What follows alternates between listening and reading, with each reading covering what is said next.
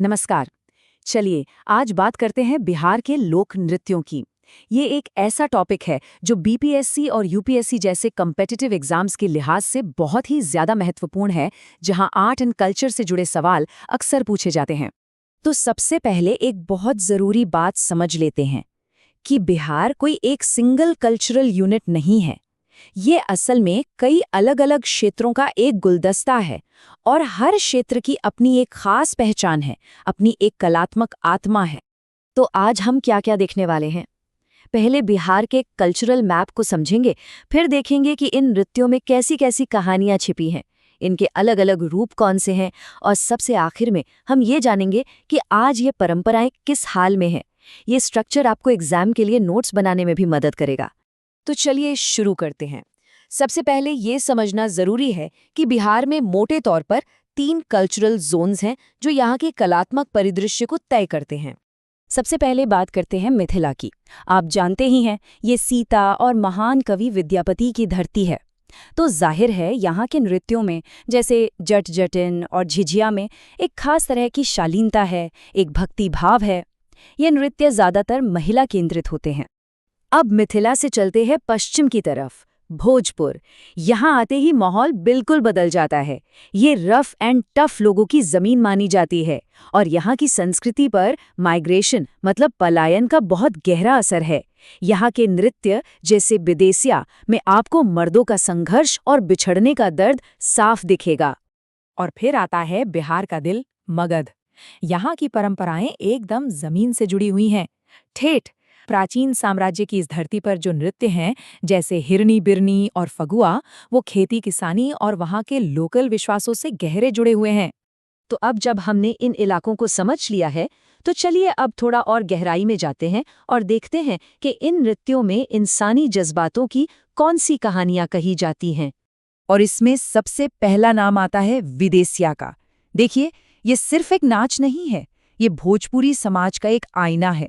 ये उस दर्द को दिखाता है जो परदेस गए लोगों के परिवार झेलते हैं। एग्जाम्स में सोशल हिस्ट्री और माइग्रेशन से जुड़े सवालों में इसका जिक्र जरूर होता है, तो इसे ध्यान से समझिएगा। और इस कमाल की कला को जन्म दिया भिखारी ठाकुर ने। उन्हें भोजपुरी का शेक्सपियर भी कहते हैं। और क्यों कहते हैं?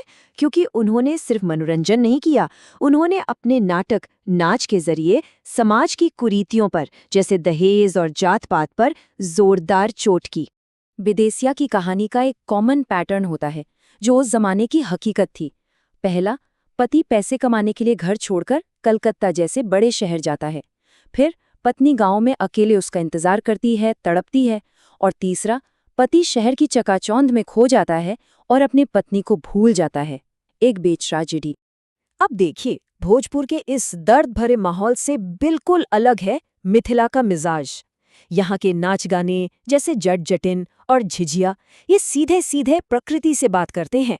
ये एक तरह के अनुष्ठान हैं, रिचुअल्स हैं। जट जटिन में औरतें पति पत्नी बनकर बारिश को बुलाती हैं, तो झिझिया में सूखे के समय इंद्र देवता को चुनौती दी जाती है। मिथिला की एक और बहुत प्यारी परंपरा है सामा चकेवा। ये भाई बहन के रिश्ते का जश्न है। इसकी कहानी कृष्ण की बेटी सामा से जुड़ी है, जिन्हें एक पक्षी बना दिया गया था और उनके भाई चकेवा ने उन्हें बचाया था। और मजे की बात यह है कि ये त्योहार ठीक तब मनाया जाता है जब प्रवासी पक्षी बिहार आते हैं। अच्छा, तो अभी तक हमने भक्ति, दर्द और रिश्तों की बात की। अब चलते हैं बिहार की लोक परंपरा के एक बिल्कुल अलग पहलू पर, युद्ध के मैदान और शौर्य की दुनिया में। यहाँ 2 तरह के मार्शल डांस फॉर्म्स हैं, पाइका और नटुआ। और इन दोनों का फर्क समझना एग्जाम के लिए बहुत जरूरी है। देखिए, पाइका जो है वो एक तरह से पूरी फौज की ड्रिल जैसा है, ग्रुप डिसिप्लिन पर जोर है। वहीं नटुआ में एक अकेले योद्धा की ताकत और फुर्ती का प्रदर्शन होता है। तो युद्ध और अनुष्ठान तो हो गए, लेकिन ये नृत्य सिर्फ इन्हीं गंभीर चीजों के लिए नहीं है।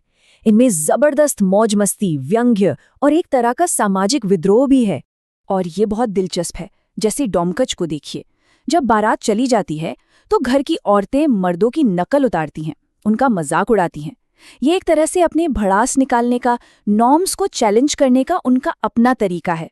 और जोगियारा या फगुआ यानी होली का नाच, उसमें तो सारे सामाजिक बंधन, जात पात, सब कुछ रंग और हुड़दंग में घुल जाते हैं। ये टेबल देखिए, कितनी विविधता है।